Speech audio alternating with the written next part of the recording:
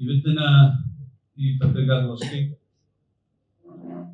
ಇತ್ತೀಚಿನ ದಿನಗಳಲ್ಲಿ ನಡೀತಾ ರಾಜಕೀಯ ಬೆಳವಣಿಗೆಗಳು ಮತ್ತು ನಮ್ಮ ಮೈಸೂರು ಜಿಲ್ಲೆಯಲ್ಲಿ ನಡೀತಾ ಇರ್ತಕ್ಕಂತಹ SIR ಮತ್ತು ಇನ್ನಿತರೆ ವಿಷಯಗಳಿಗೆ ಸಂಬಂಧಿಸಿದಂತೆ ಇವತ್ತು ನಾವು ಪ್ರೆಸ್ ಮೀಟಿಂಗ್ ಕರೆದಿದ್ದೀವಿ. ಒಂದನೇದಾಗಿ SIR ಪ್ರಕ್ರಿಯೆ ಇವತ್ತು ಮ್ಯಾಪಿಂಗ್ ಆಗುವಂಥದ್ದು ಎಲ್ಲ ಕಡೆ ನಡೀತಾ ಇದೆ.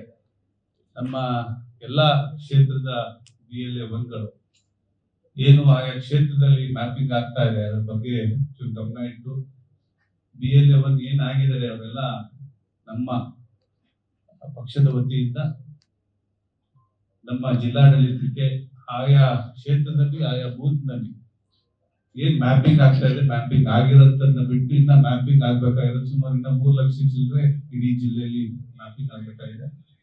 ಹಾಗಾಗಿ ಮ್ಯಾಪಿಂಗ್ ಪ್ರಕ್ರಿಯೆಯಲ್ಲಿ ಪಾಲ್ಗೊಂಡು ಯಾವ್ಯಾವ ಓಟಿನ ಮ್ಯಾಪಿಂಗ್ ಆಗಿಲ್ಲ ಅದ್ರ ಬಗ್ಗೆ ಸಂಪೂರ್ಣವಾಗಿ ಎಲ್ಲ ನಮ್ಮ ಪಕ್ಷದ ಹಿರಿಯ ಮುಖಂಡರುಗಳು ಮತ್ತೆ ಏನು BLA 1 ನಾವು ಪಕ್ಷದಿಂದ ನೇಮಿಸಿದ್ದೀವಿ ಮತ್ತು BLA 2 ಕೂಡ ನೇಮಿಸಬೇಕಾಗಿರೋದ್ರಿಂದ ನಮ್ಮ ಎಲ್ಲ ಪಕ್ಷದ ಕಾರ್ಯಕರ್ತರು ಮತ್ತು ನಮ್ಮ ಎಲ್ಲ ಕಮಿಟಿಯ ಸದಸ್ಯರುಗಳು ಈ ವಿಚಾರದಲ್ಲಿ ಒಂದು ಸ್ವಲ್ಪ ಎಚ್ಚೆತ್ತುಕೊಂಡು ನಮ್ಮ ಒಂದು ಕೆಲಸನ ನಾವು ಮಾಡಬೇಕು ಅಂತ ಈ ಸಂದರ್ಭದಲ್ಲಿ ನಾನು ಕೇಳ್ಕೊತಾ ಇದ್ದೀನಿ. ಹಾಗಾಗಿ ನಾವೆಲ್ಲರೂ ಏನು ಈ ಒಂದು ಮಾಹಿತಿನ ಕೊಡ್ಲಿಕ್ಕೆ ಮತ್ತು ಇತ್ತೀಚಿನ ರಾಜಕೀಯ ಬೆಳವಣಿಗೆಗಳಲ್ಲಿ ಮೊನ್ನೆ ಸನ್ಮಾನ್ಯ ಸ್ಪೋಕ್ಸ್ ಪರ್ಸನ್ಗಳಾದಂಥ ಲಕ್ಷ್ಮಣ್ ಅವರು ನಮ್ಮ ಯುವ ನಾಯಕರಾದಂತಹ ನಿಖಿಲ್ ಅವ್ರ ಬಗ್ಗೆ ಮಾತಾಡಿರುವಂಥದ್ದು ಅಕ್ಷಮ್ಯವಾದಂಥದ್ದು. ಅದನ್ನ ಯಾರು ಸಹಿಸಲಿಕ್ಕೆ ಸಾಧ್ಯ ಇಲ್ಲ. ನಮ್ಮ ಪಕ್ಷ ಅವರ ಒಂದು ಮಾತಿಗೆ ತೀವ್ರವಾಗಿ ಖಂಡಿಸ್ತಾ ಏನು ಅವ್ರಿಗೆ ಬಾಯಿ ಬಂದಂತೆ ಮಾತಾಡ್ಲಿಕ್ಕೆ ಪ್ರಜಾಪ್ರಭುತ್ವ ಅಂತ ಏನು ಕಾಂಗ್ರೆಸ್ ಡಂಗೂರ ಸಾರ್ಕೊಂಡು ಹೋಗ್ತಾ ಇದೆ, ಆ ಒಂದು ಪ್ರಜಾಪ್ರಭುತ್ವದ ಅಡಿಲಿ ಅವ್ರಿಗೆ ಯಾರು ಬೇಕು ಹೆಂಗ್ ಬೇಕು ಮಾತಾಡ್ಲಿಕ್ಕೆ ಅವಕಾಶ ಇಲ್ಲ. ಅವರ ಒಂದು ಮಾತನ್ನ ಬಿಗಿ ಇಟ್ಕೊಂಡು ಮಾತಾಡ್ಬೇಕು ಅಂತ ನಾನು ಈ ಸಂದರ್ಭದಲ್ಲಿ ಹೇಳಿಕ್ ಬಯಸ್ತೀನಿ. ವಿಚಾರಗಳನ್ನ ಯಾವ ಸಂದರ್ಭದಲ್ಲಿ ಯಾರ ಜೊತೆ ಯಾರ ಬಗ್ಗೆ ಮಾತಾಡ್ತಾ ಇದೀವಿ ಅನ್ನೋದು ಕೂಡ ಅವ್ರಿಗೆ ಒಂದು ಸ್ವಲ್ಪ ಅರಿವಿರ್ಬೇಕು. ಇವತ್ತು ನಿಖಿಲ್ ಅವರ ಸ್ಟೇಟಸ್ ಬಗ್ಗೆ ವಿಚಾರ ಬಂದಿರೋಂಥದ್ದು.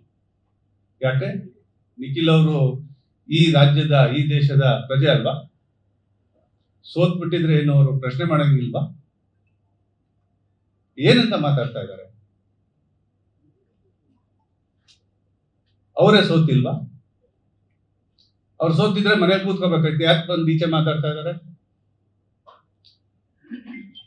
ಅವರು ಕೂಡ ಒಬ್ಬ MP ಕ್ಯಾಂಡಿಡೇಟ್ ಆದಂತವ್ರು. ಚುನಾವಣೆಗಳಲ್ಲಿ ಯಾವ ರೀತಿ ನಡೆಯುತ್ತೆ, ಯಾವ ತರ ಆಗ್ತದೆ ಅನ್ನೋದು ಎಲ್ಲರಿಗೂ ಗೊತ್ತಿರತ್ತ ವಿಚಾರ. ಹಾಗಂತ ಅವ್ರ ಬಾಯಿಗೆ ಬಂದಂಗೆ ಮಾತಾಡ್ಲಿಕ್ಕೆ ಯಾರು ಅವ್ರಿಗೆ ಕೊಟ್ಟಿರೋದು? ಒಂದು ಸ್ಟೇಟಸ್ ಅಂತ ಬಂದಾಗ ಅದಕ್ಕೆ ಪ್ರತಿ ಉತ್ತರ ಕೊಟ್ಟಿದ್ದಾರೆ. ಅದಕ್ಕೆ ಅವ್ರ ವೈಯಕ್ತಿಕವಾದಂತಹ ವಿಚಾರಗಳನ್ನ ಎತ್ಕೊಂಡು ಮಾತಾಡುವಂಥದ್ದೇನಿದೆ? ಇವರೆಲ್ಲ ಮಾಡ್ತಾ ಇರೋದು ಅನಾಚಾರ ಮನೆ ಮುಂದೆ ಬೃಂದಾವನ ಅಂದಂಗೆ ಇವ್ರುಗಳು ಅವರ ನಾಯಕರುಗಳನ್ನ ಮೆಚ್ಚಿಕೊಳ್ಳಲಿಕ್ಕೆ ಮತ್ತು ಏನು ಇಲ್ಲಿಯ ಒಂದು ಸಂದರ್ಭನ ಉಪಯೋಗಿಸ್ಕೊಂಡು ಅವ್ರ ಬೆಳೆ ಕಾಲ ಬಯಸ್ಕೊಳ್ಳಿಕ್ಕೆ ಮಾತಾಡುವಂಥದ್ದಲ್ಲ.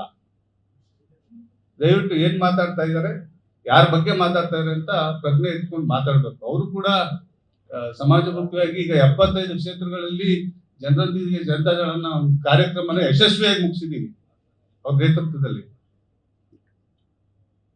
ಜೊತೆಗೆ ಕುಮಾರಣ್ಣ ಅವ್ರ ಬಗ್ಗೆ ಮಾತಾಡೋಕೆ ನಿಮ್ಗೆ ಯಾವ ಹಕ್ಕಿದೆ, ನಿಮ್ಗೆ ಯಾವ ನೈತಿಕತೆ ಇದೆ?